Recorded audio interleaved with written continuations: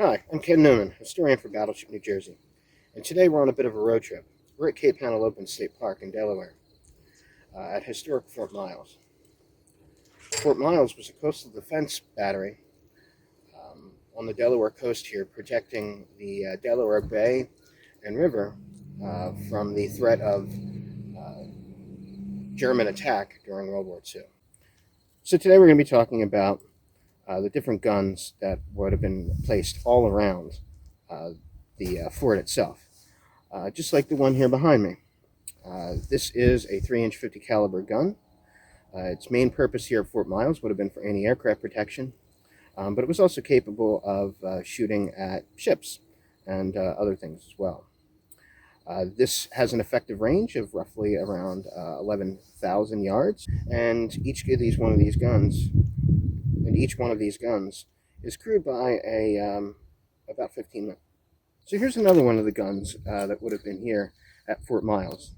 There would have been 4 of them here, and 4 of them across the bay in Cape May.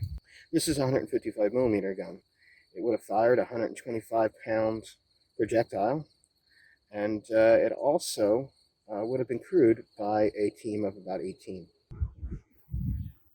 Where we're standing right now is where one of the 155 millimeter guns would have went. This is what is known as a panel. Next to me here, we have an 8-inch gun. This particular gun would have been able to fire roughly around 12 miles. Behind me, we have a 6-inch gun here. This would have been the primary anti-ship weapon that they had here at Fort Miles. There would have been 2 casemates with these guns in them here on this side of the Delaware Bay, but across the bay in Cape May, there would have been another casemate. Each one of those casemates held 2 guns. So we're now here at Battery Herring, at the southern end of Fort Miles. Originally, Battery Herring would have 2 6-inch guns that would have been placed right here in the circle behind me here. There would have been one, and on the other side would have been the other. This bunker you see behind me here wouldn't have looked like this during World War II when this was an active military base.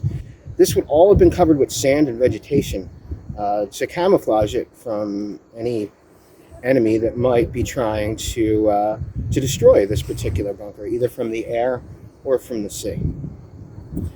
This particular bunker also has an interesting history beyond its job protecting the Delaware Bay and River. After World War II and into the Cold War, this particular bunker was used as a listening post for Russian submarines. There was actually a group of 40 hydrophones connected to a big long cable that went out into the ocean from right here. Another interesting thing that happened here is that this is where they tested the proximity fuse, which is something that the 5-inch guns on Battleship New Jersey use in order to take airplanes out of the sky. Remember to like, share, and subscribe. And if you want to find out more information about Fort Miles, you can check out their website, which we have a link in the description below.